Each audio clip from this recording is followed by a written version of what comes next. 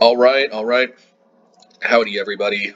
Um, yeah, so let's get back to the modern content. I'm going to try to keep this a little faster. I've been watching more of Electric Bob's content on YouTube. By the way, great channel. Check him out if you can. But I love how he's really to the point. So yeah, so we're let's actually try mono white for a change. And for those who haven't been following, I actually had another channel called MHayashi Gaming for a while. I might still use that sometime in the future, but if so, maybe I'll just make that non-MTG related stuff. Anyway. Um, let's just get to this, and I think I'm going to be putting this on the main channel, Magic Mat. But yeah, so just to get to the point, we're going to be trying to apply the sort of mid-range concept. I mean, I just like mid-range decks. We're going to be trying to apply that to mono white. And in that regard, look, I am not saying that this is like the best possible mono white deck you could be playing. I have a lot of respect for this mono white weenie type deck with Shining Soul, I think it's called, running around. I'm just not necessarily familiar with that deck has some weak matchups. I actually think Obosh Red's a little bit of a weak matchup. It did beat me though, at least once out of like the 2 or 3 games or so I played, and that is really impressive because I have to imagine it does pretty well in other matchups if it can even give a deck with as much removal as Obosh Red as much trouble as it did. But that being said, I think won a few other matchups, and I actually, I mean, if I'm going to be honest, I think what mono white mid range is still going to be a little bit of an underdog to a super duper grindy deck like Obosh Red, and that means probably like Omnath Control might still outgrind this. But at the end of the day, I still like our chances against decks like Rakdos Scam. I like our chances against decks like I don't know. We probably have a better matchup against like Rhinos, for example, since like all our removal pretty much actually does hit the Rhinos for a change instead of like missing it, like the Lightning Bolt and whatnot. But I don't know. Oh, it definitely has a better Murktide matchup, and not that the Murktide matchup was bad necessarily. I think it's been getting better and better, especially with Unholy Heat being added to the mix and some of the most recent builds of Obosh Red. But that's neither here nor there. For now, yeah, I do think we have a pretty darn good, probably Murktide matchup. We'll have to see how it plays out. Murktide is also able to always steal matches, no matter what. Pretty much, that's one of the draws of the deck. Is no matter how much of a bad matchup it has, when you have Counter Magic, Burn, and Ragavan, you always have. There's always a way, In any case, okay, so yeah, enough beating around the bush. We got Blast Zone. The more and more I play Modern, the more and more I realize I think Blast Zone. If you're not playing Blast Zone in a monocolor mid-range deck, I don't know what you're doing because it just tackles so many tricky situations and demands almost nothing in return. We also play basically no 1-drops. Yeah, we play no 1-drops. Yeah, so there you go. Actually, I didn't notice that, and that could be a little bit of a blind spot curve-wise, actually, now that I think about it, but I still think we're fine. I guess this can be a 1-drop in a pinch. March of Otherworldly Light and Path to Exile can also be a 1-drop. Even though it's not the most ideal 1-drop, it still can be. So, in any case, yeah, this is the easiest sort of just wipe all 1-drops off the field ever, and at very little deck building cost. Castle Ardenvale, this is pretty much what enables us to outgrind a whole bunch of other mid-range decks. And this is, I mean, even though a 1/1 creature isn't always the most useful thing, it's just, it's better than it looks. Just being able to crank out creatures is, yeah, it's better than it looks. It can be like infinite chump blocking. It can be like infinite pressure, especially against Murktide. Just cranking out free uncounterable creatures can be pretty good. It always gives us something to do with our mana. Field of Ruin, again, I feel like if you're not playing this type of if you're not playing Field of Ruin in a monocolor mid-range deck, I don't know what you're doing. It's been so great. As long as Urza Saga is running around, I am not comfortable leaving home without 4 Field of Ruin at this point, pretty much, unless we have like another way to deal with them, like Spreading Seas and Mono Blue or something. And I guess technically March of Otherworldly Light deals with it, but then we can't use this to deal with creatures. And like I like that this can deal with Urza Saga in a pinch, but I like that Field of Ruin means that we don't necessarily have to use this solely on Urza Saga. In any case, 12 planes, and honestly, this is one of the only things that I might be looking to change in future iterations possibly, is that this deck does get kind of floody, and we may or may not see that come up, but yeah, 12 planes can be a little floody, but on the other hand, these do come into play untapped, they deal no damage, and they also function perfectly well under Blood Moon. And by the way, that's something for all of our monocolor non-blue decks, I mean non-red decks, we have to consider, is unlike mono-red, we do have to worry about getting locked down into Blood Moon, as strange as it is playing monocolor. I would say out of all my monocolor decks that are not red, this deck is probably shut off the least by Blood Moon, because I think, no, actually, yeah, because this has 12. I think my current blue deck, if I'm not mistaken, has 10 islands. This version has 12 plains, and it has 4 Field of Ruins, which can functionally make this almost like 16 if we can get off a Field of Ruin before a Blood Moon. So, yeah, getting shut off by Blood Moon should not be an issue, although sometimes turning off Castle Ardenvale can cut off a major source of advantage. So, like, honestly, if Merc players know what they're doing, I think they got to be leaving in at least a couple Blood Moons, because just turning off Castle Ardenvale is such a huge deal. But you know, A, they don't always know to do that, and B, they won't always see their Blood Moons, and B, if they have like 3 or 4 Blood Moons, then they're going to draw multiples, and that could be just as bad as not seeing any.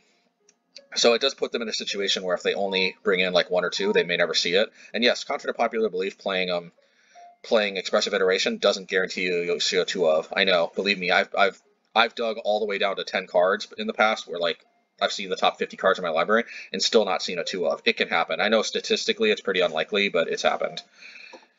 In any case, yeah, Path to Exile, you know, at the end of the day, there's other options, including, like, for example, Lay Down Arms.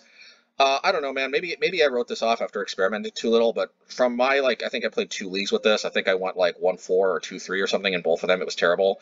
This card was just awful. I don't know what to say.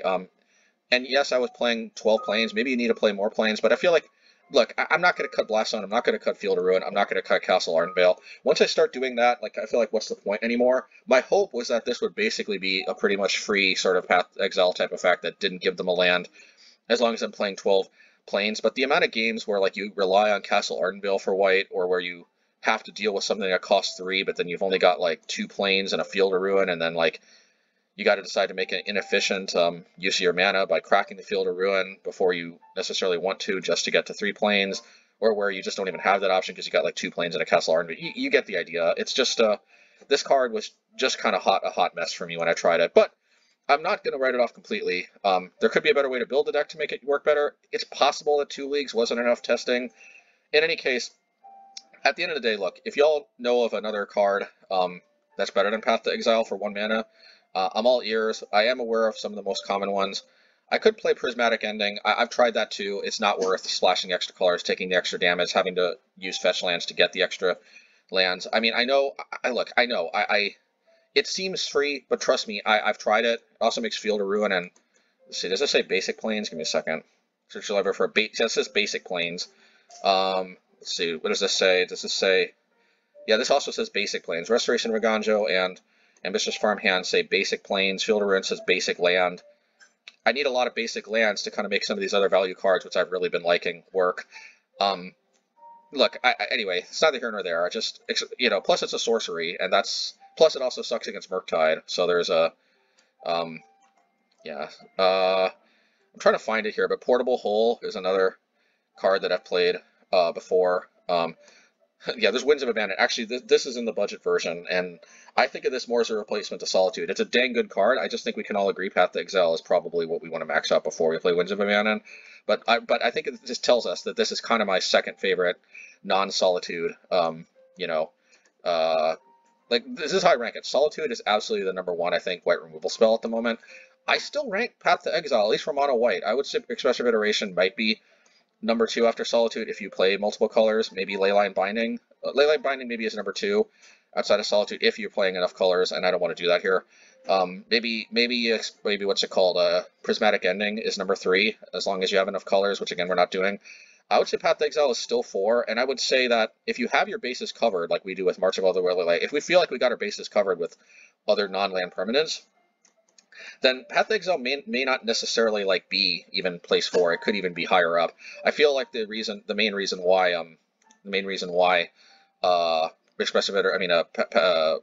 Prismatic Ending and Leyline Binding are so highly rated is that not only are they great creature removal, but they can deal with other stuff. But you know, Path to Exile deals with any creature that doesn't have protection from white or Shroud or Hexproof or anything for 1 mana. And the reality is, with so much Field of Ruining, and I mean, like with Field of Ruin and stuff, like we actually run them out of basic lands quicker than you might think. Anyway, I guess I'd have to type it in, but Portable. Yeah, I am familiar with Portable Hole here. And honestly, this is probably the next best card in mono white, I think, besides Path to Exile. I do like that this can hit Ren and 6. Yeah, I'm not gonna lie, that is probably one of the biggest things that it says going for it is it can hit Ren and 6. That's literally the only planeswalker that's played that I'm aware of that this can hit, other than um, other than like the old Tibalt or some really awful planeswalker I'm not aware of, or planeswalker that just doesn't get enough love. But in all seriousness though, Path to Exile being instant, the fact that it can hit any creature, there are some decks where this just doesn't hit anything. Some people own, like for example, there's a new Karuga deck running around where they have to play only spells that cost 3 or more mana and lands. Needless to say, Portable Hole is just absolutely dead in that matchup. Now, and that matchup is not necessarily super common, but I don't know. I don't know what to tell you. Just it is possible that you could be seeing me play Portable Hole in the future. As of right now, I just don't have the room in this particular list, but I have played it in the past. One thing I also don't like is, again, we don't have any 1-drops actually. If we blast zone everything away for 1, then bam, there goes Portable Hole. I think that's one of the biggest dyssynergies. Is just, I mean, like, I'm not against playing like a creature that's a 1-drop, like Burrenton Forge-Tender, for example. Because I mean, we can always get value out of this by like blocking, like sacking to prevent damage and stuff. But like Portable Hole is ultimately just kind of waiting to be a sacrificial lamb, waiting to be swept away by our own blast zone, or for that matter, it could get hit by any number of artifact removal, like Prismari command, that is, Polygon's command, Boseiju, who shelters all. There's all kinds of like main decked artifact hate nowadays they're playing, and them getting back their card at end of turn is always something we got to worry about. Anyway, trying to move this a little along because I'm spending a little more time than I wanted. But yeah, Path to Exile, needless to say, I love it. Mortarpod, yeah, in my MHayashi gaming channel, I've gone over this before, but look, I'm not trying to be arrogant or anything, but I actually do think I'm onto something with Mortarpod. I think the people who are kind of like laughing at me for playing this, and by the way, I don't mind. I laugh at myself sometimes too. So if you're laughing at me because I play Mortarpod, I don't mind. This is just a game. I mean, if it's real life, maybe that's another story. But like, I mean, if you're playing a game and somebody's laughing at you for trying something, like whatever. But like, yeah, I get it. Like, especially like Mortarpod, I get why you'd laugh at this. But in all seriousness, though, this is where I just have to accept that I'm just being a madman, and I'm never going to move away from it, because I think everybody else is wrong when they think that this is a bad card and has no business in mono white Rin Mage. Like, I actually first discovered this when I tried playing a mono white Stoneblade-ish type deck that isn't technically Death and Taxes. I know it's a mouthful, in Legacy. But I actually tried sort of a very different form of this deck, but with a similar spirit in Legacy, of all things. And now, granted, I know what you're thinking. Well, yeah, Delver of Secrets in Legacy. I mean, not gonna lie, yeah, this thing sniping Delver of Secrets is pretty big game. Was pretty big game in Legacy, and I know you don't see Delver of Secrets in Modern. So you can see the genesis of why I tried this card. By the way, people still don't play this in Legacy, and I still think that's a mistake with Delver like all over the place. Why wouldn't you? But keep in mind, we've got Ragavan in the format now. We've got Dragon Rage Channeler. I actually think Modern has more 1 toughness creatures than ever before, where it's actually becoming a little more Legacy-esque in a way. So like, and I actually kind of like this even before Ragavan was printed, strangely enough, because there just always is these kind of value 1-drop type creatures. I don't know what to say other than just, plus it's reach. Look, man, at the end of the day, worst case scenario, this card, it's just kind of like a little extra reach. It's just an extra body. It can be kind of bad, I guess, in certain matchups, but those matchups are kind of few and far between. There's almost always a matchup where either getting the little extra reach can be game changing, or where they have certain 1 toughness creatures that can be very good, or for that matter, where you can kill off, like, you can attack with like a 2 power creature or 1 power creature. They block with like a 2 toughness creature. You can finish it off, so it can mess up combat math. Anyway, look, this is one of those cards we're just going to have to see it in action, and we're going to have to see. This is seeing is believing with Mortarpod. I can't guarantee that this league, you'll all see why I love this card, but trust me, when this shoots down a Ragavan, that'll give you a good enough idea, probably. So maybe I don't need to sell this as much as I used to, because kind of Ragavan enough said in a way, right? But anyway, Ambitious Farmhand, okay, look, there's a number of different options for creatures that I could play, and I do want to play a certain critical mass of creatures because, I mean, at the end of the day, we have to win, right? We're not playing a combo of some sort, so we got to win. Creatures are kind of the most tried and tested way to win, and I really like the idea of playing creatures like Stoneforge Mystic, for example, that are both, I mean, that are creatures but also give me value. I feel like Ambitious Farmhand pretty much fits that bill. This is not as good as Stoneforge Mystic. Nobody ever said it was. I certainly didn't. But I think a case could be made that this might actually, against all odds, kind of turn out to be the second best creature in the deck besides Stoneforge Mystic, and that's only because I guess Restoration of Eiganjo technically doesn't count as a creature. This will probably be the second best creature if you're counting as a creature rather than enchantment. But at worst, if you do count it as a creature rather than enchantment, I do think Ambitious Farmhand is at least number 2 after, or at least number 3 after Restoration of Eiganjo, but certainly at least number 2, certainly number 2 after Stoneforge Mystic if we're not counting enchantments. And ultimately, at the end of the day, this card is just better than it looks because this card comes down. You go up 1 in card advantage. Yes, it has kind of a pathetic 1/1 body, but it's not actually super hard to get creatures with different power, like 3 of them in play in this deck at least, because check it out. For example, Citizen's Crowbar. This technically will put a 2/2 creature into play because it'll make a 1/1 token and then it'll be attached to it. So that's 2 power. That's a different power creature. Mortarpod technically has 0 power, so that's a different power. Lion Sash can be any number of different powers, so that's easy on that. Stoneforge Mystic is the only creature that is never going to basically have a different power than Ambitious Farmhand, but Wall of Omans also 0 power, so different power. When Restoration flips and becomes a 3/4, that's different power. Batterskull 4, that's different power. Solitude 3, that's different power. Kaldra as well. Castle Ardenvale tokens, they are technically the same power as Farmhand, but as you can see, we have such a diversified roster of creatures with different power that and here's the thing to keep in mind. Once you have creatures of different power, like this is instant speed, and it's not like it's going to turn back into a 1/1. It's not like it checks to see if you have the 3 creatures of different power if they remove it in response or something. So like unless they're like removing your creatures before, like how can I say? It's very often, even if they don't stay in play for a very long time, it's not as hard as you might think, especially with cards like Wall of Omens, which are somewhat resilient. It's not as hard as you might think to have creatures of 3 different power in play in any one particular time, even if they don't stay that way forever. And yeah, it's just easier to become a 3/3 lifelink than you might think.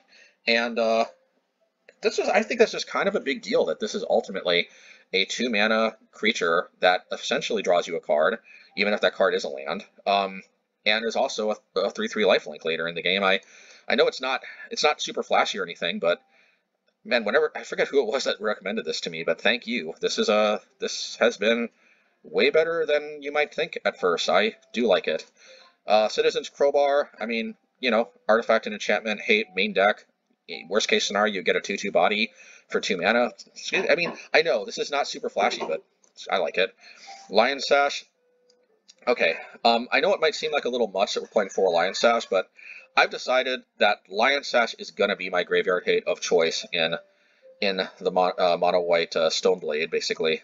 And that's because like we're playing Hallowed Moonlight for dealing with reanimation or creativity or whatever strategies. As far as like that goes, and this can go online, or for that matter, Living End. And this can go online as early as turn 2. So also Rhinos, by the way. But anyway, this can go online as early as turn 2. And yeah, so like I know Lion Sash, one of its biggest blind spots is that this doesn't come on until turn 3. Because you can't activate it the same turn you play it if you play it on turn 2. But I think we can live with that because I think Hallowed Moonlight, which is a card that actually I think I was overlooking for quite a while. I think maybe a lot of people until creativity maybe, but somebody did bring this to my attention as well. And I think because this plugs a lot of the gap in not having answers to even Dredge for the most part. Its most busted starts are going to be dumping a lot of creatures in by turn 2, and since we have Hallowed Moonlight to fill that role, I think we can afford to have our actual dedicated graveyard hate be a little bit slower. Because one thing I like is this is also kind of a late game finisher. This can become a really big creature in the long game. This can become a really big creature. And yeah, it also, it's like Scavenging Ooze, but it can even become bigger than Scavenging Ooze because it grows even with non-creature permanents. It doesn't gain life like Scavenging Ooze, but I really like that this can become very, very big. It can hate on the graveyard. And if you're wondering why I'm playing 4, well, A, having more graveyard hate sometimes is good, but B, like, I've played with different types of graveyard hate. I've played with different types of, equipment, different numbers of equipment. I've had as few as, like, I think 2 or 3 equipment in some of my builds. I think the lowest amount of equipment I've had for Stoneforge Mystic was just 2 equipment, like Kaldra and Batterskull. But then like, there's just so many games where you draw like both of them, and then Stoneforge Mystic is just so bad in a way because, well, it's not bad, but it's just, You miss out on free value if you already have those in your hand, because then you have nothing else to fetch. If the game goes long enough, even with actually 4 equipment, which I think is a pretty optimal number for the most part. Like I want to say, I don't mean like the best number. Like, let's put it this way: 4 I think is probably the minimum to get to maximize, to try to effectively maximize your value out of Stoneforge Mystic. But actually having effectively 8, because I think Lion Sash is one of these equipments that is kind of main deckable, even if you're not like playing this because of Stoneforge Mystic. But I think the fact that this can also be fetched by Stoneforge Mystic is just big enough game that actually I like kind of having 4 of these, and it means that for the most part, Stoneforge Mystic is always going to be able to grab a relevant equipment out of your deck, almost at no matter what point in the game. Because like with 4 Lion Sashes, even if you see like your Kaldra, your Batterskull, and 2 Lion Sashes, and even if you're in a matchup where Citizens Crowbar and Mortarpod aren't super relevant, you still got 2 Lion Sashes left in your deck. And by the way, that's a lot of cards you have to just randomly drawn throughout the game, or other Stoneforge putting them in your hand. Like, for the most part, you're always going to have more Lion Sashes you can fetch out of your deck as you go later into the game. And because this is pretty much one of the only equipments that is pretty much universally useful, no matter what matchup, and pretty much universally useful even if they kill Stoneforge Mystic. It doesn't really care, unlike Batterskull, that it was removed from play. I like it. And Stoneforge Mystic, I don't need to say anything. Wall of Omans, I mean, at the end of the day, it's a great defensive card. It blocks super well, it draws a card. It also helps Ambitious Farmhand. Yeah, enough said. Restoration of Eiganjo, man, this is also a good card. Let me tell you, I think this used to be Ephemerate, but I actually just like this card being more proactive. Like, this card, Ephemerate is good, but this card I do think is a lot better. It's just more proactive, and I really like that. And it is card advantage. It's also tempo advantage. Like, it's card advantage because you always can put a plains in your hand, and you can also discard that plains or anything else. But a lot of times you are going to have a lot of excess lands, and this allows you to put them to use. But yeah, so you go up a card, and then you can you can kind of have a quality advantage if you had to if you randomly, for example, you play Stoneforge Mystic. They kill it next turn before you can drop your Kaldra, for example, which is understandable. Next turn, you play Restoration of Eiganjo, and yeah, you won't get the Stoneforge back this turn, but next turn, you can bring that Stoneforge back. I mean, how cool is that, right? And then, yeah, and then that's pretty cool. But here's the thing to keep in mind. Even if they don't actually kill your Stoneforge Mystic, or even if you don't have like a Stoneforge Mystic on turn 2, or if you just don't have any creature, like, what if you draw that creature? Or what if you had, like, Wall of Omans, you played it, but you have, like, another Wall of Omans in your hand? Well, here's the cool thing. You can also discard that Wall of Omans if you've got nothing better in your graveyard to just bring out, and then you can just put it into play, draw a card, and you effectively just sort of materialize 2 mana out of nothing. Like, you basically played Wall of Omans for free, or Stoneforge Mystic, or anything for that matter. You can also mana wrap yourself. If you discard that plains that you drew, put it into the battlefield. I mean, I wouldn't recommend doing that if you actually don't have any other lands in your hand. But if you have other lands in your hand you can play, you just mana wrapped yourself. Yeah, and then of course a 3/4 body with Vigilance that creates spirit tokens when it attacks or blocks. This is pretty pushed. It's not quite as good as Fable, but I think this is actually closer to Fable the Mirrorbreaker than it looks like. Like, each of these abilities are kind of very Fable of the Mirrorbreaker-esque. Yeah, I mean, like Fable, it generates card advantage the turn it comes into play. The thing that I think makes Fable better, though, is that I think creating a 2/2 token that generates treasure tokens when it attacks is a little better card advantage you get right off the bat than just putting a random plains in your hand. On the other hand, I do think discarding a card and then being able to return a permanent card with 2 mana less from your graveyard to the battlefield, I think that is a little bit more powerful, actually, than drawing 2 and discarding 2. I mean, it's not maybe... There's an argument that could be made, but yeah, it's still really good. And a 3/4 Vigilance, I think, is not quite as good as a Fable. It depends on your deck. If your deck has a lot of creatures with other activated abilities, and yeah, Fable the Mirrorbreaker is probably going to be better. But of course, if you don't, a 3/4 Vigilance that creates a spirit token that attacks the box is I mean, it has a higher stat line. In any case, yeah, Batterskull, I don't think I need to say anything. It's just it's like a Serra Angel that's grounded, but can also equip to other creatures and can return to your hand. And I mean, this has been a staple forever in these types of decks. It just immediately stabilizes in most board states if they can't deal with it. Solitude, look, I don't think I need to say anything. It's just free removal anytime. Also card advantage if you get up to 5 mana. Enough said. Oh yeah, and another source of lifelink. Kaldra. Uh, Batterskull, it was assumed when Kaldra was printed that Batterskull was just going to be better in every circumstance. Not true, because there's a lot of matchups where you need to be fast, and Kaldra is one of the only ways that this deck can actually kind of get a half-decent clock going. It's honestly one of the best draws, I think, to playing a deck like this over something like, say, Omnath Control, which objectively, I think, kind of still is a little better at grinding. I think this deck actually does have what it takes to steal games sometimes against Omnath Control, which I think would be impressive if we can. I think it can. I know previous iterations did. I think no, I'm not sure. The Yorion versions, I don't think so, but I think I even played some non-Yorion versions in the old days, and I think I know some of the old school elemental decks that used to play Kira instead of Yorion before they caught on that Yorion was just objectively so much more powerful. Definitely Kaldra was some part of sometimes racing those decks. But more importantly, this gives us an ability to race that even these other types of decks just don't have. Let's use the bird. But anyway, March of Otherworldly Light deals with basically anything for any amount of mana. If you're willing to go down on card advantage, like in some matchups like Prowess, it just deals. It just deals with most of the stuff you need on the time scale you need it. Sometimes you have to sacrifice a card to make it happen. But at the end of the day, it's just flexible. It's just good. Honestly, this is one of the more replaceable cards, but man, it's just, here's the thing. If Urza Saga didn't exist, I'd probably be more inclined to go with Portable Hole for the most part. But the fact that the main thing is that this hits Urza Saga and Portable Hole doesn't. But on top of that, this can deal with a whole lot of stuff if you have the mana that Portable Hole can't. Plus, it's instant speed, so this can tag a Ragavan when it's dashing. Look, I'd have to reconsider if they banned Urza Saga or something, which I don't think is going to happen anytime soon. But at the same time, a case could still be made that this is better than Portable Hole, even if they banned Urza Saga.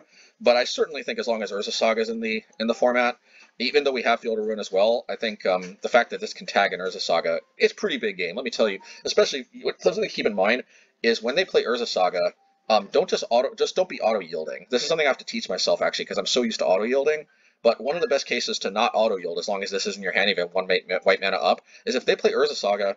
You might want to strongly consider, marching this for 1 mana and X being 0, in response to Urza Saga gaining its 1 mana ability. Because believe it or not, Urza Saga, the moment it comes into play, does not have the ability to tap for mana. It has to gain that. It has to gain that through that Saga ability. So if you respond to that ability that goes on the stack, you actually hit their land before they can even tap it for mana, which is kind of the closest thing in Modern to stifling a fetch land, if you know what I mean. So anyway. Yeah, so that's cool. Burrenton Forge-Tender. Look, I want some extra buffer against red because even with Solitude and Ambitious Farmhand, this deck's kind of slow. I don't think we're really going to get there against Burn most of the time in game 1. We could though.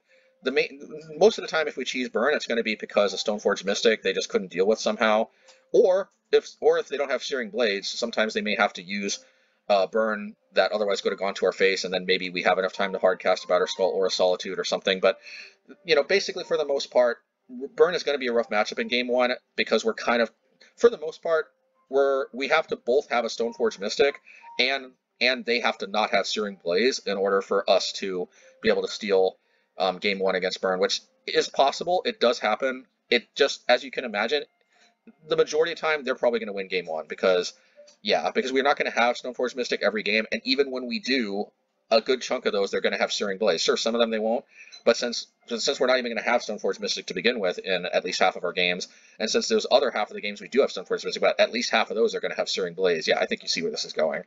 But that being said, I think I don't think we need to reach for full-on Core Firewalker in this version of Mono White because we do have just enough like Ambitious Farmhand, Solitude, Batterskull, also Shadow Spirit of the sideboard. And by the way, I'll just skip to this right now since we're talking about it. This is basically solely for the bird matchup, but I do like having a little extra because they will bring in Smash to Smithereens, and this I think is the second best card after Batterskull for against Burn, and yeah, just a lot of times they don't have 2 Smash to Smithereens. Sometimes they have 1. A lot of times they don't have 2, and this is just such a big deal because they think they're out of the woods if they smash the Smithereens of Batterskull, and then if you can just grab that Shadow Spirit, just immediately get in there, start gaining life, even if it's not a lot right away, like even if you're only gaining 2 life, just being able to just get in there and immediately start gaining life again, it's easily the difference between winning and losing. So there you go. And But yeah, Burrenton Forge-Tender also, like, you can completely nullify a Fury no matter how much damage it deals.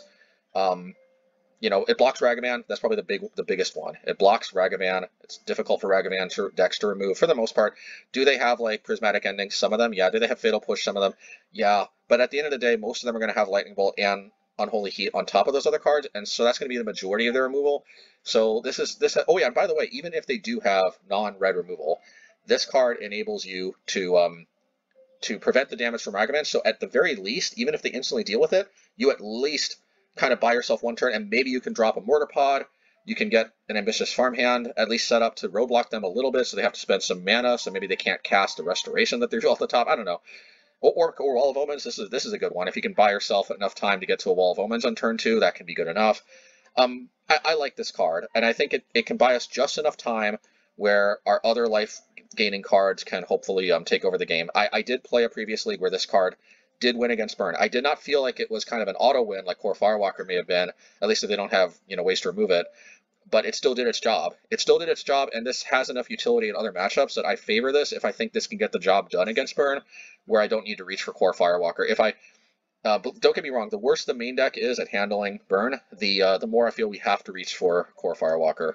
But since we don't, I think this card is preferred, if for no other reason than to block Ragavan on turn 1 is pretty big game in my opinion. Hollowed Moonlight, I already explained this. You know, when I was discussing the graveyard, when I was discussing why I play Lion Sash, but this is a great card. And yeah, it's there's just very few combo decks nowadays that don't involve trying to dump a bunch of creatures into play, thanks creativity. But yeah, even like Living End, I mean, yeah, there are some decks that don't involve dumping, you know, cheating creatures into play. Yes, they're just kind of rare. And I just have to accept that I think I'm gonna lose those matchups. I'm gonna lose the combo decks that don't rely on cheating creatures into play, but the vast majority of combo decks we're seeing nowadays all involve cheating creatures into play. So there you go. It's just, and also at worst, this card just draws a card for 2 mana, and that's one of the main things I like about it. Is even as a hate card, even if it's not doing what it's supposed to be doing, it's always at least a cantrip. So I do really love this.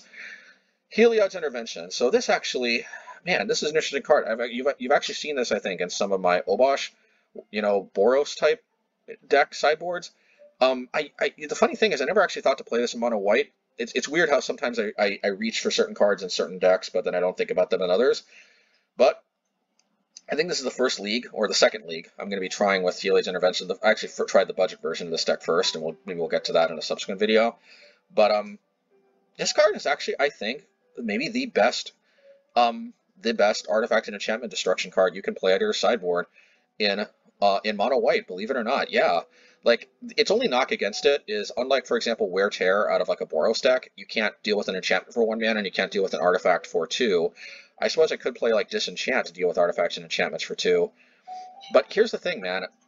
This card brings 2 extra advantages that cards like Disenchant or Wear Tear, even if we were Boros, don't have, which is, A, we can deal with any number of artifacts and enchantments, which against some decks like Affinity, like, I don't think we really have much of a shot against Affinity without a card like this. This can really get, you know, tag a lot of artifacts and enchantments possibly, as long as we have enough mana. And especially with like Ambitious Farmhand, Restoration, Ambitious Farmhand and Restoration, you better believe me, we're going to have the opportunity to have a lot of lands if the game goes long enough. And then we're at a point where pretty much if we top deck Heliod's Intervention and they don't have a way to counter it, it pretty much just wins the game on the spot.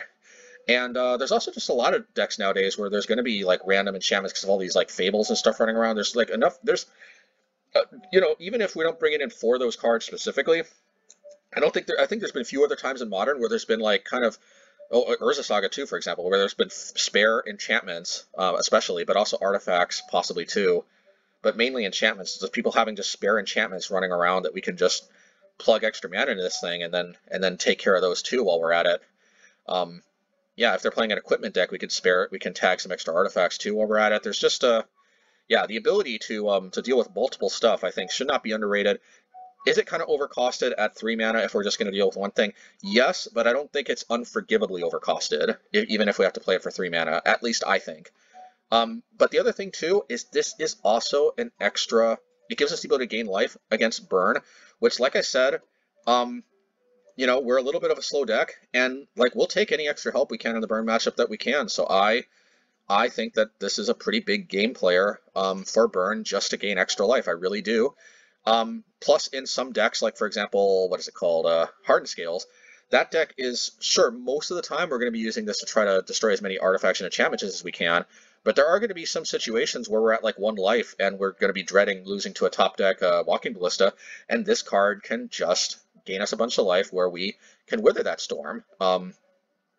It's good. I do think this is good. I think this card is underappreciated, and I wanna make this card great again. I don't know if the card ever was good, but I want to make it great again. I assume this was good in Standard, as a sideboard card at least. But anyway, I really don't know though. But I want to make this good if it never was good, and I want to make it great again if it was good at some point in the past. I already went over Shadow Spear in explaining why I play Forge-Tender.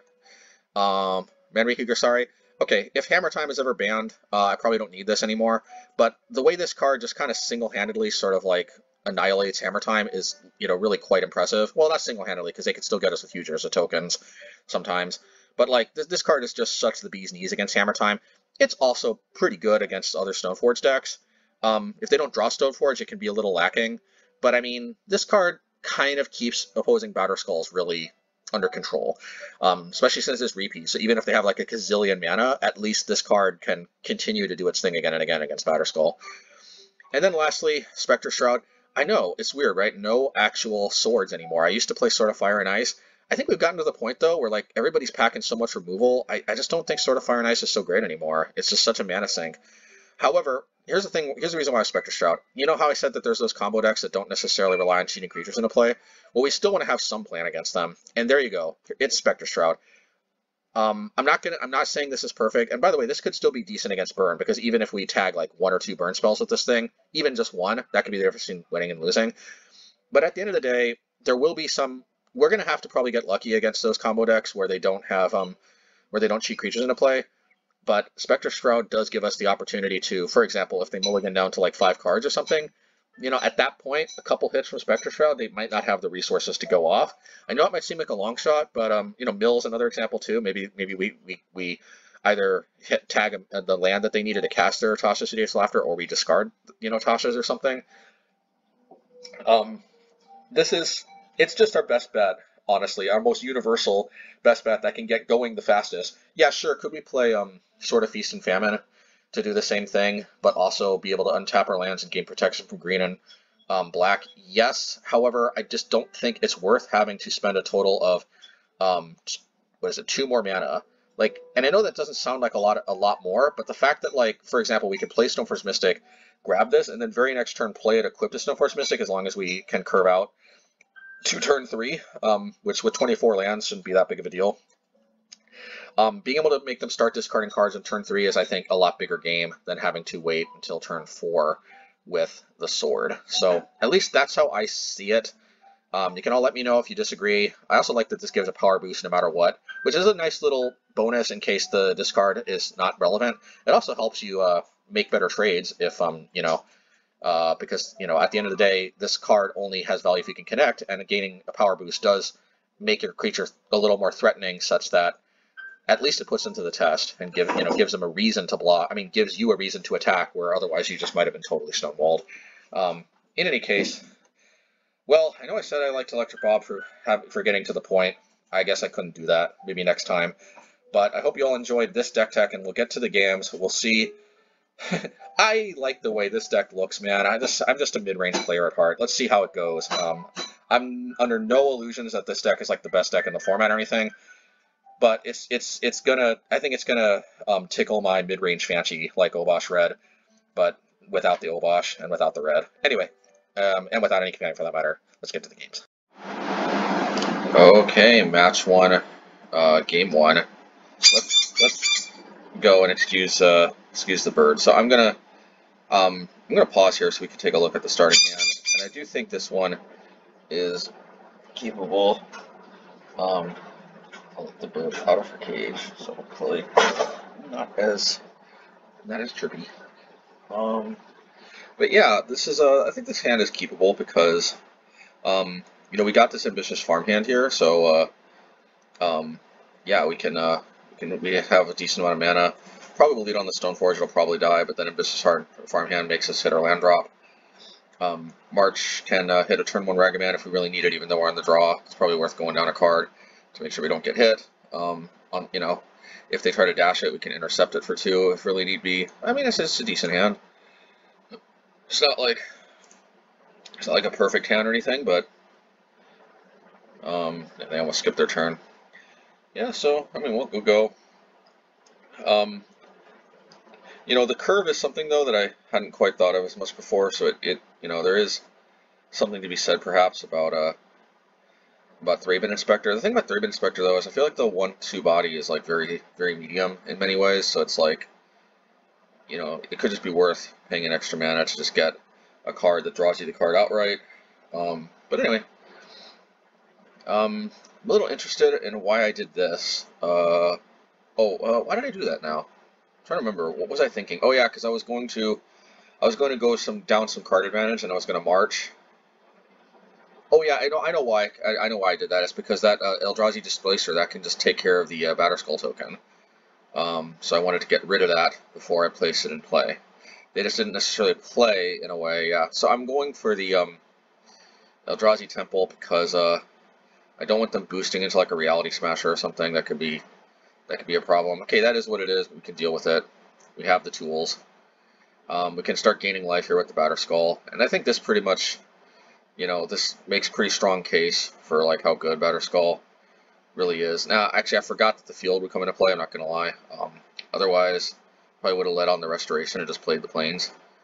But in the grand scheme of things, though, we couldn't have played it anyway, so it doesn't make a difference. And we're not really bluffing much, leaving 1 mana open because the Thalia makes it cost 2 anyway, unless we're playing a gut shot or something.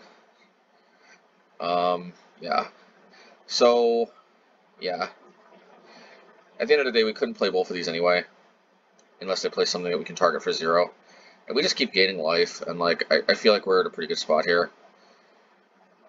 Yeah, I was actually honestly expecting a Thought-Knot here.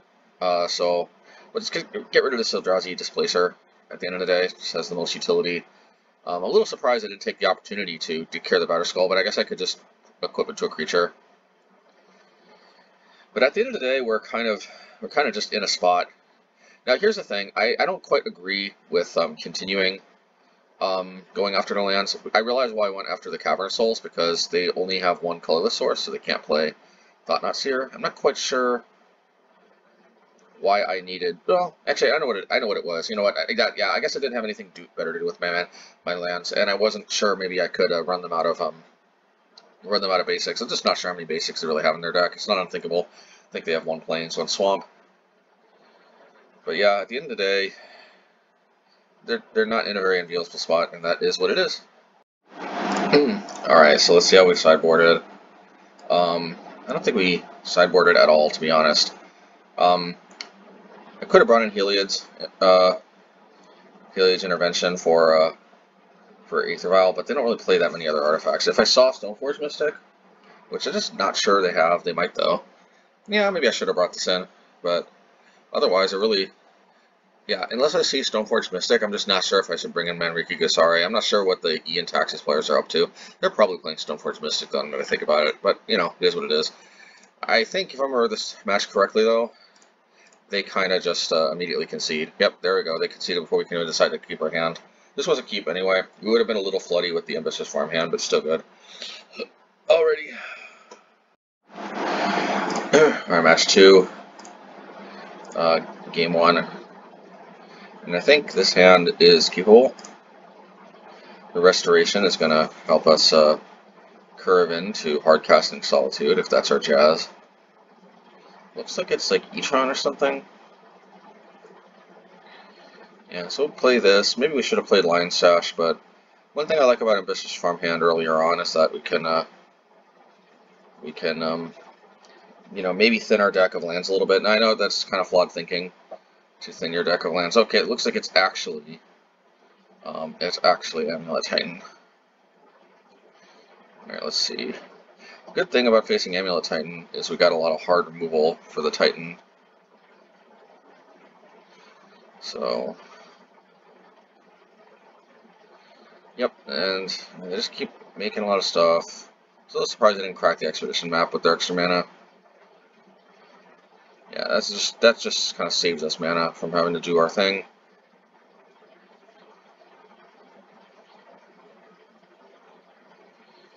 And we're gonna hold Lion Sash in their hand in case they have Titan, because they got this Amulet of Vigor. It would be more mana efficient to play this Lion Sash, but it is what it is. Okay, expedition map. Solari out west. Another Eiganjo. I think we're probably going to play the other Eiganjo. The reason being that if they don't play a Titan, we still want to get on board, and we don't want to flash in Solitude unless they do play Titan.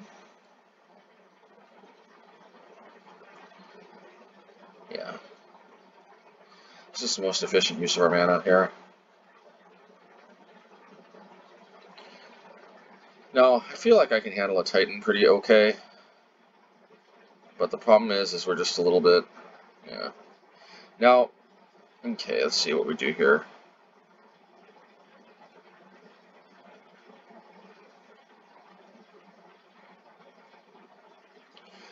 Now, in retrospect, I probably should have gone after one of these Karoo lands, because something that I had not thought about here is them going for Cultivator Colossus. I don't know, but as it turns out though, unless they were out of forest, which they may not have been, yeah, they still might have been able to play Cultivator Colossus. Well, they did put, no, they had 2 forests. If they had 3 forests, I might have believed. They might have been out of lands, but with 2 forests, with at least 4, if not more, 4 is, probably what they have. Yeah, there's probably nothing we could have done. But in retrospect, to minimize the chances of this happening, we still probably should have gone for the Field of Ruin. I just thought we had this kind of in the bag because I thought we could flash in that Solitude on the Titan, but I keep forgetting that Cultivator Colossus is a card. Yeah, it feels bad, man. It is what it is. Yep, it did. And then multiple Titans. Yep. So many amulets. So much untapping.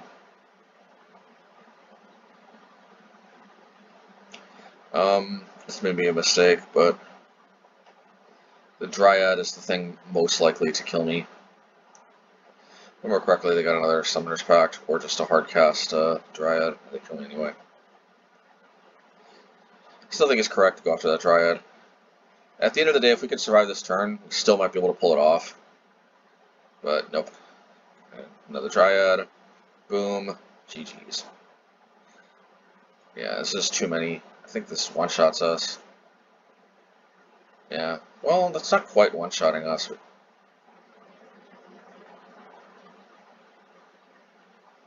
But it is, though, if they drop another land. Can't remember if they played a land or not, but I think they played. They did not play a land, from what I remember how this game went. So, sorry for a little bit of a spoiler, but I just hate the way they slow rolled us. Because sure enough, there's their other land. Alright. Alright, match 2, game 2. And before we see if we keep this hand or not, let's see how we sideboarded. Clearly we brought in the Spectre Shroud. And I think taking out the Mortarpod was a pretty no-brainer. I don't think they even have 1 toughness creatures. I guess they have Sakura Type Elder, but that's just not worth it. So really, they don't really have 1 toughness creature. So, and we want to bring in Spectre Shroud because, like I went over the deck tech. This is exactly. I mean, technically, this is another matchup where like they win by casting creatures, but that's the key word though, casting. Hallowed Moonlight is pretty good about cheating creatures, but technically they pay for their creatures fair and square, if you count using Amulet as fair and square, but it's fair as far as Hallowed Moonlight can concern. I almost wish Hallowed Moonlight said if they would have been to the battlefield if it wasn't cast, or if your opponent tapped a land that could produce more than 1 mana, or something like that, or, I don't know. Because it definitely feels like they're still cheating to get their Amulet, their Titan into play most of the time, but as far as Hallowed Moonlight's criteria goes, it's not cheating as far as Hallowed Moonlight is concerned, so And we took out something to put in Lion Sash. I'm trying to remember what that is. Oh yeah, Heliod's Intervention. The reasoning is Heliod's Intervention hits the Urza Sagas, and it hits Dryad Abyssinian Grove. Sometimes it can hit both. Sometimes it can hit a random Amulet as well. Yeah, Amulet, Urza Saga, Dryad. We got pretty good hits. I think Heliod's Intervention is worth it to bring in. I say so myself. So yep, I was kind of hoping that was an Urza Saga, so we could like one-shot them with the March. It is what it is. So yeah. And there goes the Sakura tribe. Yeah, I don't want to waste the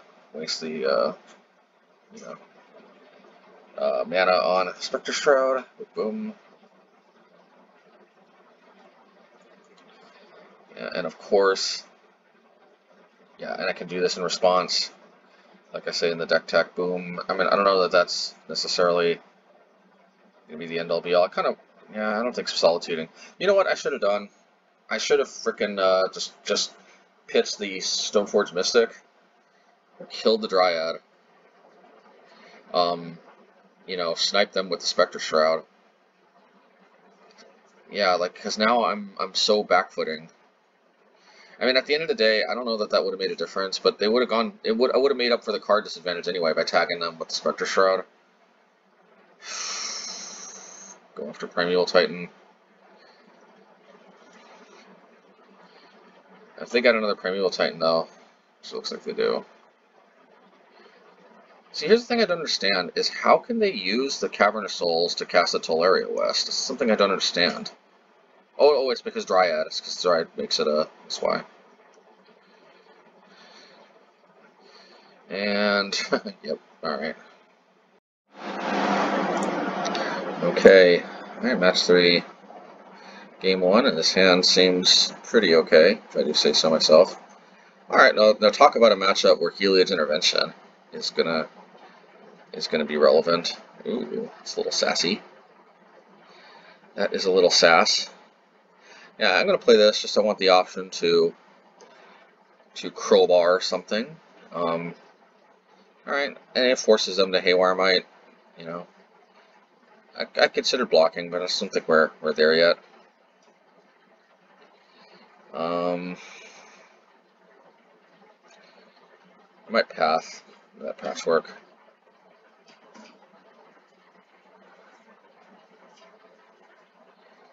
So I think they make a mistake here. I do think I path this patchwork. But I think the mistake is, I think they fire off the Walking Ballista right away. Yeah. Oh, well, I forgot it comes into play as a 3/3. So, whoopie, whoopie, whoop. Alright. I think I play the Ambitious Farmhand. Now, if they tag the Farmhand before pumping up again, then we can tag with the Mortarpod, but they do pump up. But Batterskull. The Batterskull might be a little too juicy for them to resist when they pump up Walking Ballista again. If I were them, I'd probably go down to 1, shoot it down, and then attack, which is exactly what they do. Well, I guess they attack first, because it doesn't make sense for us to block. Instead, they shoot it down after they attack. That makes sense. But this does give us the opportunity to Mortarpod this thing. It's very nice. First, let's Restoration. Yeah, because we probably want to discard the land.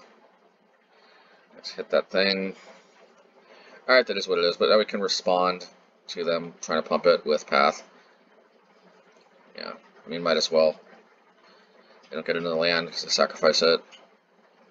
Markbound Ravager, I think. Or Hangerback Walker. With all these Exile effects, though, I'm not as worried about Hangerback. Honestly. Maybe I should have got Ambitious Farmhand. No, because I want to be able to deal with all these utility lands they have. Like Mirax, for example. Makes sense to me. Okay, here's another one, I think. Yep, 3/3 Hangerback Walker, Ozolith. Well, we need another Exile effect. I'm asking you shall receive. Alrighty. Alright, we can put Mortarpod. As between the two, I'm much more willing to sacrifice Solitude than Architect. Yeah, it's good. Let's get some life gaining. Just don't want to die to like a Walking Mosta. We play Kaldra later. Get Lion Sash out. The Glimmer Wasp. But it's okay. We can punch through. Our Lion Sash can easily grow outside of this as of yet. But see, this is one of the things I like, is that our deck has a lot of ways to take advantage of having a lot of mana. I like it.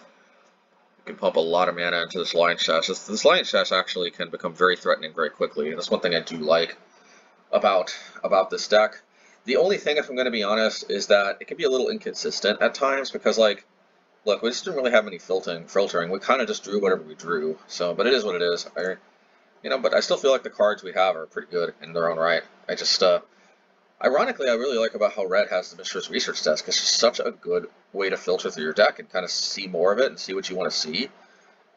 Even our blue deck doesn't quite have what Red does. That's one of the things. I just feel like the Red deck just has such a great mix of raw power, disruptions, staying power, utility in its lands, and more so than most of the other decks, the ability to filter through the deck with Seasoned Pyromancer, Fable, Mishra's Research Desk.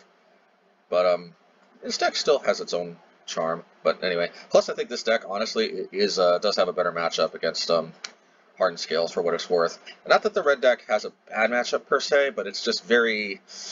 It could kind of go either way. I haven't played it enough to really say for sure if we're favored or if we're the underdog. I'll just say that Hardened Scales is a very dangerous matchup that we can win with mono red, but it's also very they're very much always threatening to win. I would say this is one of the more common non-Rhino, non-creativity deck that can spoil a 5-0, if that makes sense, when I'm on the red deck. But I feel like with the white deck, I just feel like we were never in that big of a danger. I just feel like, yeah, I feel like the white deck kind of is able to counter them a lot more effectively. Let's see how game 2 goes, though, before we get too hasty with our judgments. All right. Okay, okie dokie.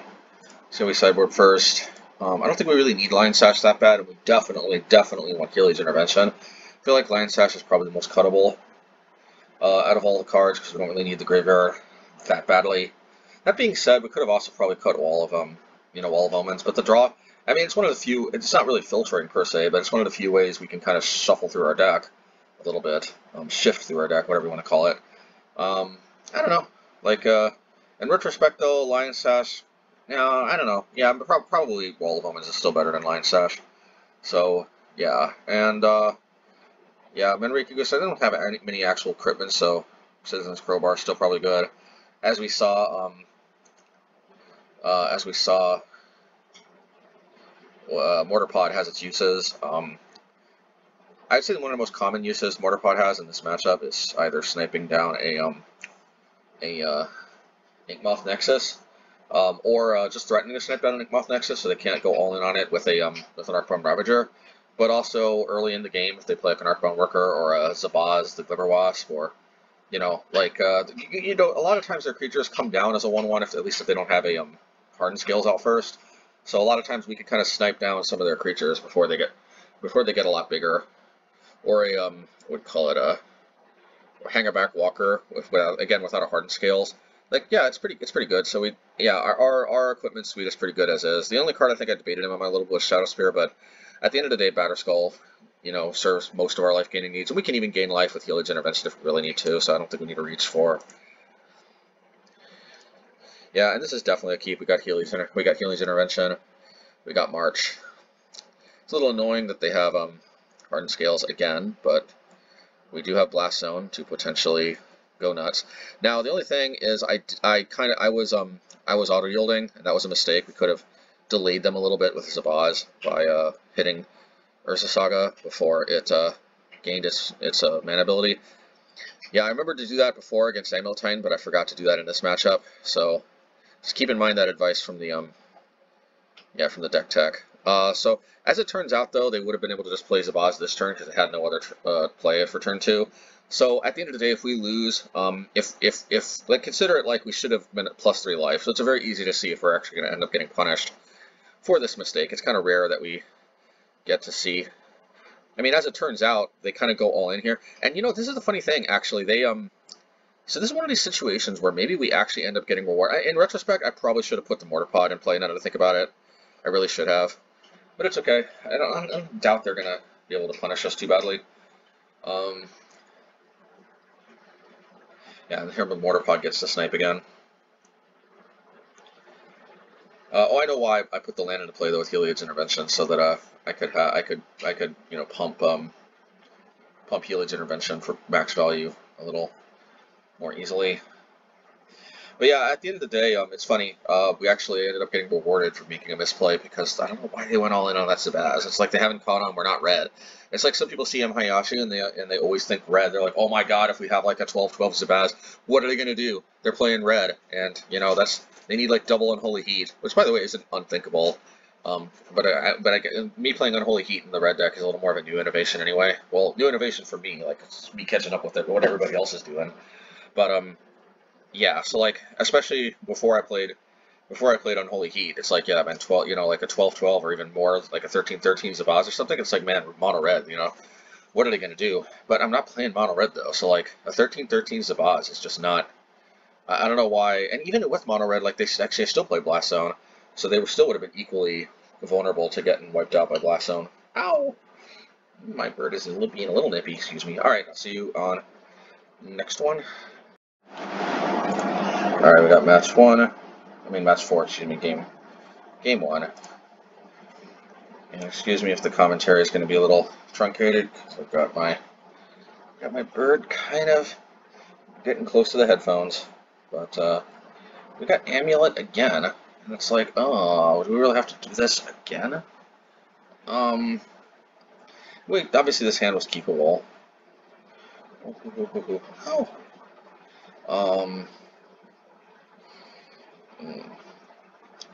Yeah, so at the end of the day,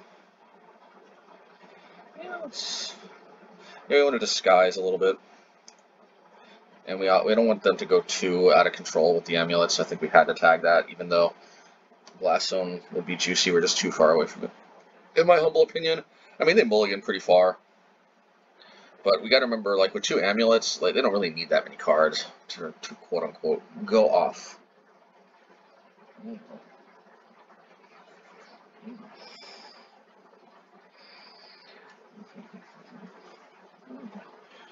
Oh, somehow my bird is in such a playful mood right now. I can thankfully still record because it's a voiceover. Oh, don't bite my ring. It's bad for your beak. Okay.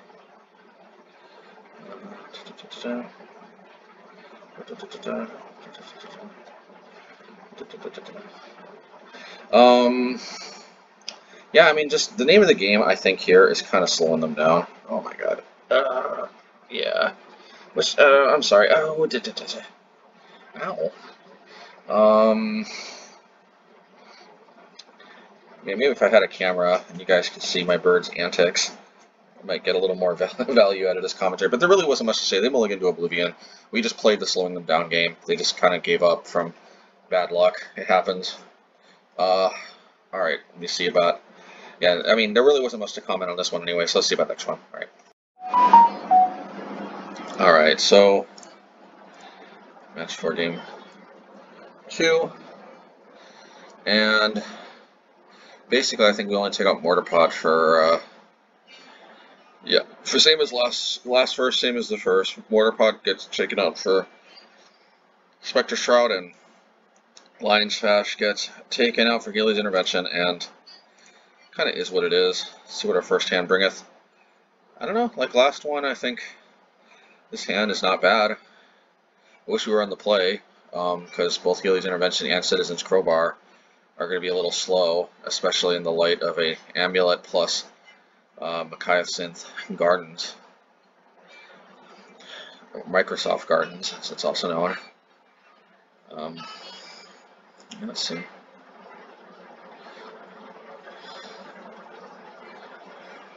Yep. Alrighty. I think we might be dead next turn. But, yeah, we might be dead next turn, which kind of sucks, but I guess that's the new world we live in with Microsoft Gardens. Which honestly, double Amulet would have done it anyway, but Microsoft Gardens makes double Amulet way more possible. Lovely. I don't know what to say, but I say lovely. Cultivator, Colossus. Oh yeah, we could probably just scoop it up at this point, but they only have 3 cards in their hand, but how much do you want to bet their 3 Titans? La la la la la la, I say Titans. YMC. Alright, let's see. Boom, boom. Oh, we got the triple amulet. How lovely! I think I've seen enough. Yeah, because they're going to troll ARS, they're going to get another Titan. They're going to go nuts. Why even bother? Alright, next first, same as the first, game 3 for match 4. Let's go. Match 4, game 3. Let's see what hand we bringeth. Hands keepable. Let's keep our trigger on the finger for March of Otherworldly Light. And we'll maybe tag some Urza Saga when they play it. We learned our lesson from the Hardened Scales matchup. Oh yeah, we learn our matchup from the Hardened Scales matchup? Oh! Man, that never gets old, man, let me tell you. If that ain't a reason to play March of Otherworldly Light, I don't know what is. Oh, man, that feels good. Oh, that should not feel that good, but oh boy, does it feel so good. That, like I said, that's basically stifling a fetch land in Modern. That's as close as it comes, except that fetch land is Urza Saga, so it's even more satisfying. Oh man. Yeah, but of course they can still do some stuff, but yeah, we slowed them down. We feel good. We feel good. I think we're gonna play the Kaldra. Because at the end of the day, we're gonna have to hope to hit a land. There's one thing that kind of sucks about the deck, is we get kind of floody, but then sometimes we're not, we're kind of like missing land drops. It is what it is. But at the end of the day, we got a clock going, plus Spectre Shroud. It's pretty much guaranteed to start sniping stuff out next turn. Yeah, there's the, well, that thing. I thought that was going to be a Dryad. Another Boil Grazer. Well, the good thing is we can snipe the Titan, and we look like we're tapped out, but we got Solitude. They might be thinking we're playing some kind of budget deck or something, and we're not packing Solitude, but this is not the budget version. We got Solitude, they paid Pact. I think I'm going to have our time paying the Pact on their upkeep. I mean, I guess they could have gone for a, because there's not that many lands they could have gone for, actually, to prevent themselves from getting blown out here. Hey, they went for it. We decided we're not going to lose. If we let the Titan attack, we would have lost, but thankfully we did not let them get to the attack step. They don't have enough mana to pay for the Pact, and I think that's game. Okie dokie. Match 5, game 1. Alright, let's see what we... this hand is a bit floody, but we got the Stoneforge. I don't think we can mulligan. If we didn't have Stoneforge, I don't know. Because Restoration without much else going for it could be a little risky. Now, I think I first pinned them on Yawgmoth, so I'm like, uh-oh. But then I'm like, okay, not Yawgmoth, but then I'm like, oh, uh-oh, still. No, this is where we make our first major mistake, I think. I think we should have gotten Mortarpod. See, what I failed to realize is that if we draw a card that could deal with Giver, which we actually did, yeah, then we could have played I would have much rather played Mortarpod here and hit the Vizier than Kaldra. I was thinking, well, maybe we still ended up making the right play, because I was thinking, well, what if they're trying to win with a massive attack? Until I realized that without that green land in play, the massive attack would have to be another Finale of Devastation, which is just a little too much for one Kaldra to intercept. So I'm like, yeah, never mind.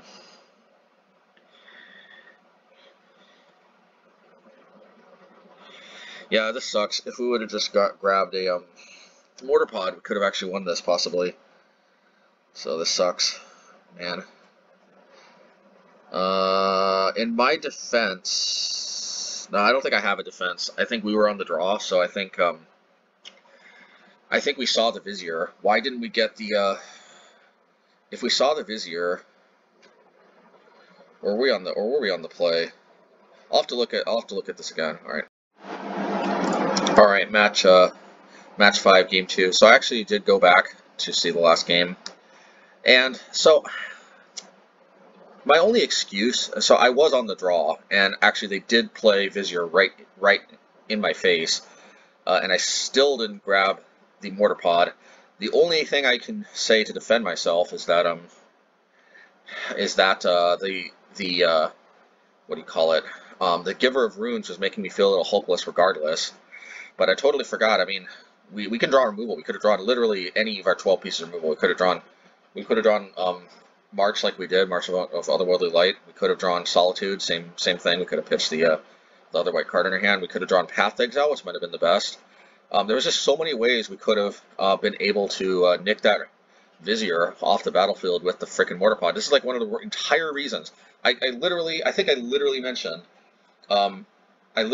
Vizier of Remedies as one of the 1 toughness creatures. Maybe I didn't, but literally Vizier of Remedies is one of the very many 1 toughness creatures that is perfect for sniping with Mortarpod, and it's totally one of the reasons that I thought of when I initially put Mortarpod in the modern version of this deck as well. It's literally something like, I don't know.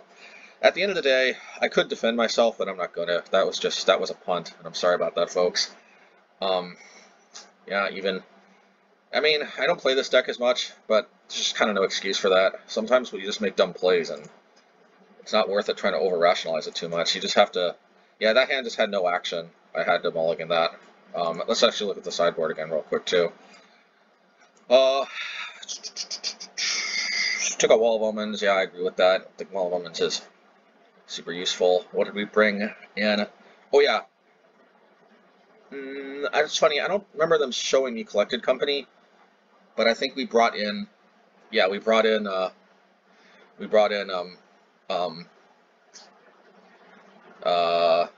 Glare of Moonlight, whatever, Hollow Moonlight. In my experience, these decks, oh yeah, Hollow Moonlight actually can do 2 things. It can deal with Devoted Devastation, it can deal with Finale of Devastation, and it can deal with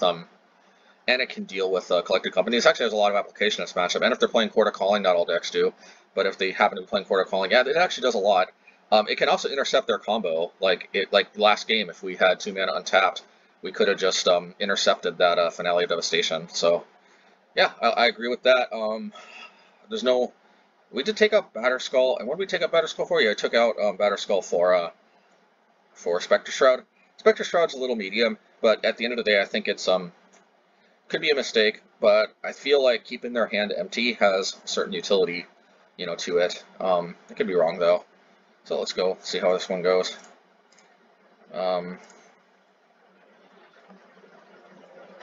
Yeah.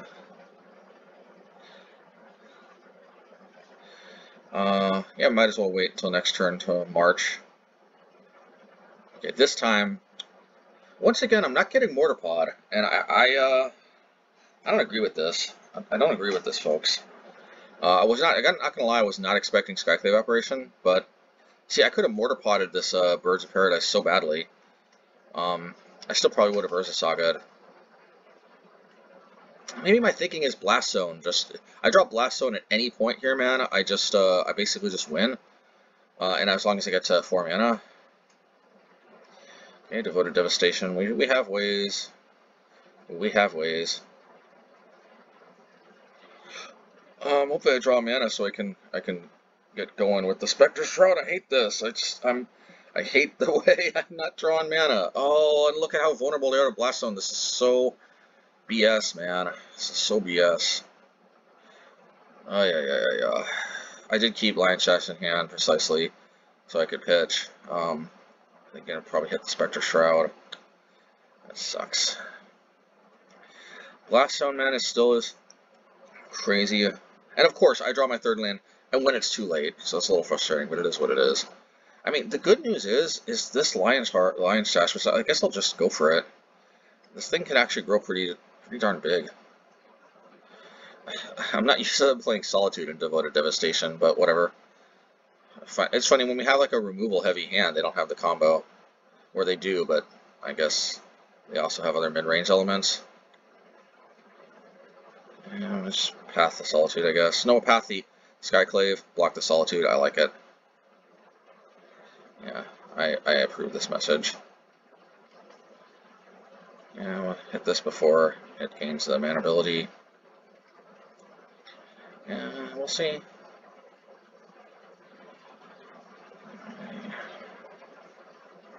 Yeah, probably gonna go for end of turn Solitude on the creature with the longbow on it.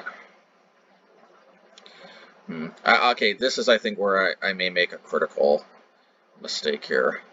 So they don't actually fetch anything. First of all, I still should probably hit the Stoneforge Mystic, but that's not the biggest mistake. See, my logic behind hitting the birds is that they have to pay another 3 mana to re-equip. I don't know, it's not the most amazingly crazy. Okay, so not yet. Not yet, but I'm gonna hit the TVR. No, there's really no reason to not just hold up the Field of Ruin in case they draw another. Oh no, yeah, see, my thinking is I can discard the planes to get Field of Ruin back. Not bad thinking. Yeah, I'm gonna path in response so they can't kill my Solitude. So here's the thing that I forget. Yeah, so here's the thing about Ixiar, about yeah. What I forgot is I can't attack it anymore. I thought that it's a creature, but I thought I could attack it, and that sucks. Because look what I should have done. I don't make spoilers or anything, but this may cost us the game. Is I should have just hit the Ixior thingy, and I should have just attacked the whatever it is. But I'm like, I gotta hit a Blast Zone at some point. So I mean, at the end of the day, maybe this isn't really a misplay as long as I end up hitting a Blast Zone at any point. But like, it just doesn't seem to be happening though somehow. I'm not hitting a Blast Zone.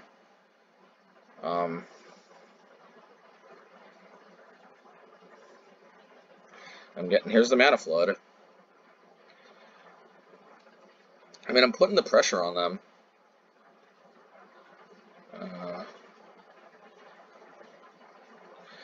Yeah, I'm gonna try to run them out of basics here. I don't know what to say, man. Just hope they don't draw, Finale of Devastation. It's exactly what they draw. Now they got the combo unless I draw a removal spell. I mean, but then of course I draw another land. So that's just GG, man. That's just GG. Like I should have hit that the combo piece. Just didn't realize I can't attack the TVR. Oh, so once again I punted. I'm sorry about that. Yeah, what a way to end the league. Sorry about that. This is one reason why maybe I try to record. I'm kind of recording more post-league nowadays. You can only imagine how frustrating it was in real time. It's frustrating just looking at it. So, hopefully I'm able to give a little more even-headed commentary. But the reality is, even looking back at it, I don't really have an excuse other than that I didn't read the card well enough. I didn't think properly enough. I'm not used to this, but that's not an excuse really. Wasn't on my A game. Still got a 3-2 though. It feels like this should have been a 4-1 though. Yeah, because the reality is we should have won game 1 and we should have won game 2. But of course, the reality is if we won game 1, then I doubt the randomizer would have given them the exact same hand and everything. So, anywho's it. Sucks to end the league like this, but it is what it is. Alright, see you guys next time. Okay, well, post-league wrap-up. Well, Kozlet didn't really come in, didn't really turn out to be coming. It just didn't come out at all. But this is something that we could consider, obviously. Oh, wait a minute, sorry, I'm not looking at the right deck. My bad, that was the budget version, because I'm like, I don't remember Kozlik. So my bad. Anyway, so yeah, here it is. That was the budget version I was looking at. I guess we couldn't take a quick look at it, but this is more creature focused, just no Solitude. This is a little more of a budget variation. Whatever. Maybe we'll get to this later. But yeah, so Stoneblade, yeah, I mean, deck kind of flooded a little bit in the end. That kind of sucked, but at the end of the day, deck still feels like it's got, I don't know, it's got enough of a punch that I think it can kind of scrap in the modern format. The main number one issue is I just feel like most of these mid-range decks, I feel like the mono red deck is kind of the king of them. but they have their slight advantages. Like this deck is clearly, I think, a little more favored in the Hardened Scales matchup, so there's that. I think in theory this deck should be more favored in the Murktide matchup because we've got all these paths and solitudes and stuff. The funny thing though is that like it just counts a lot that the mono red deck has so much consistency because of those Mistress Research Factories and whatnot. That consistency is kind of hard to. It's weird because like even though it's more the red deck is more vulnerable to Murktide, it has that consistency boost, so I can find the cards I need more consistently, which kind of makes it kind of better across the board, including Murktide, even though the white deck has more specific answers to Murktide. But second of all, now that the red deck is playing on Holy Heat, it's not as soft to Murktide either. Murktide has actually become one of the better matchups for the red deck as well. But I still think this deck has a slightly better Murktide matchup. But like at the end of the day, this deck is a fun deck, and it does have some better matchups that the Obosh deck doesn't. I can't honestly say this deck is better, but it does play slightly differently. And if you want to mix it up, and if you happen to have the white cards especially, you know, it's something worth considering. I am genuinely curious about that mono-white aggressive deck that's been out and about. The only thing I can't quite bring myself to playing about that is I just have to imagine that the super mid-rangey decks still kind of have the advantage against it, if that makes sense. Like any deck with Fury has got to have some advantage. Shining Soul, though, definitely makes a fool out of Fury, but you can't always count on having it. You know, yeah, maybe the mono-white deck, we'll see how the mono-white deck does, but my biggest issue is yeah, it just kind of gets scrapped by, I think, a lot of the mid-range decks, and I think the mono-white deck probably struggles against like mono-red Prowess, or Is It Prowess as well. That deck is fairly popular. I feel like if you want to go aggressive, it kind of sucks though, because it feels like red is kind of monopolizing now both the aggro and the mid-range kind of spheres, and yeah, I just don't know that white necessarily. Like the reality is, the Obosh deck I think does overall kind of do mid-range better than this white deck, but I think Is It and mono red Prowess, if I'm going to be honest, probably do aggro better than the mono white deck. The mono white deck, I really commend whoever came up with that deck. It looks brilliant, and I really hope that deck is a sleeper juggernaut. It's certainly much more interesting facing it than the run-of-the-mill decks recently. This was quite a surprise. I really liked seeing it, but I just don't know if I'm a believer yet, and I don't know if I have the time or the energy to really invest in going such a different direction when I've already kind of been developing a little bit more of a mid-range kind of white strategy here. But at the end of the day, that is the kind of conundrum that white finds itself in. I suppose I could play like a mono white combo deck, like mono white Heliod, go to the dark side. But I mean, at the end of the day, playing a combo element does give us like a bucket of unique advantages that the Obosh and the Prowess decks don't have, but it also exposes us to a bucket of weaknesses that those decks don't have either, so I'm still not necessarily convinced that is objectively better. But at the end of the day, I think we may just have to accept that the Obosh deck just probably is an overall better deck than all these other mid-range decks, for the most part, with the main exception being blue. Blue has one fundamental eternal thing that red doesn't, and that's counter magic. So it will always have better combo matchups. This deck, I'm not so convinced has better combo matchups, because it's also relying on kind of unique corner case kind of card, not corner case, but unique like circumstance cards like Hall of Moonlight to do heavy lifting for combo matchups, and you may not run into those type of combos. I mean, they are the most common, so that's why I think I've gone there. Anyway, we'll see how it goes, but at the end of the day, I'm not gonna lie, I may actually, I still like playing these decks from time to time, but you know, there's a very non-zero chance that I may kind of just pivot to mostly just playing mono red and mono blue, because I feel like mono red and mono blue are very unique in that they kind of do complement each other. Mono blue has a lot of tends to, I think, be strong in most of the matchups where mono red is weak, and vice versa. So that can be a great way to kind of tackle the metagame. The biggest problem I have with mono white and mono black is at the end of the day, mono black I just don't think really actually tackles combo that well. I mean, it does. I just feel like blue does it better. But I guess black has this unique circumstance where it is a little better against combo than mono red. Not as good as blue, but it's kind of somewhere between blue and red. They have their purposes, I guess. Anyway, I had fun, and at the end of the day, that's what matters, isn't it? Other than punting Game 5, this was a pretty fun experience. Hope you all enjoyed too, and yeah, take care, everybody. Yeah, trying to think. Maybe I'll do a quick shout out here, since actually I realize I don't do the yeah, decks. I don't do the shout outs as much often anymore. So thank you, Kevin Jennings. Thank you, Kevin Rubik. Thank you, Ron Showman. Thank you, S. Robertson. Thank you, HJ CLIU. Thank you, Sophia Scarup. Thank you, Grim Wizard, Daniel Bibbins, Jason Arcane, Guillermo Scaglione, Erwin Lopez, Stangos Owen, David Reynolds, 3Dime, Stanley Franks, Jeff H, True Story, Magnus Lindroth, Kyle Waters, Spica, Dennis Purcell, Brian H, Mark, Charles Schaefer, Z. Cole Smith, Darth Datter, Eric Bartoli, Avanon, Michael McPherson, Nicholas Miller, Corey Skinnon, Courtesy, Spencer, Nimitiv, Greasy Choirboy, Andre Simbazi. Good to see you again. I'm glad you were able to to become a patron again. Really appreciate that. So I realized that you weren't able, you had to drop out for a bit, but I'm glad to see you back again. Always good to see you, Andre, and everybody else, of course. Just remember he had to drop out. He told me, I think, on Twitter as well, but so I definitely appreciate that he's back. You know, and by the way, if any of you guys just feel like you can't contribute, you know, don't worry. I've got a day job. If you know, somehow this ever becomes like a full-time job or something, I'll let you all know. But as of right now, this is really just kind of like encouragement more than anything. So like, do not feel obligated to donate if you can't.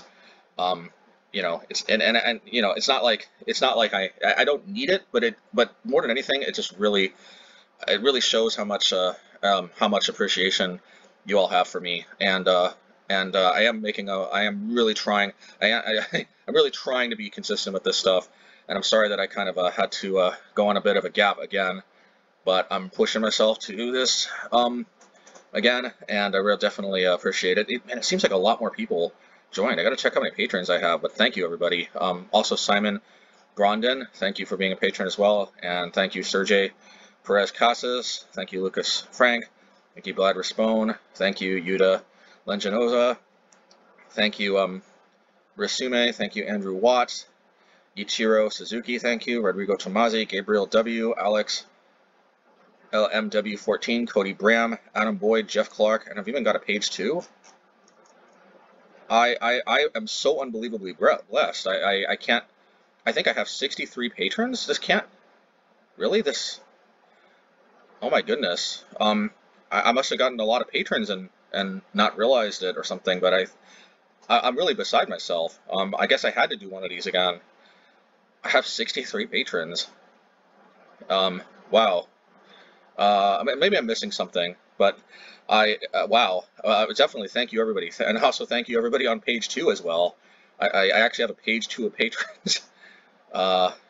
I'm speechless, actually. Thank you, everybody, so much. Thank you, Trent Crofts, Brendan Hopgood, Alexi Sharabaku, SWDJP,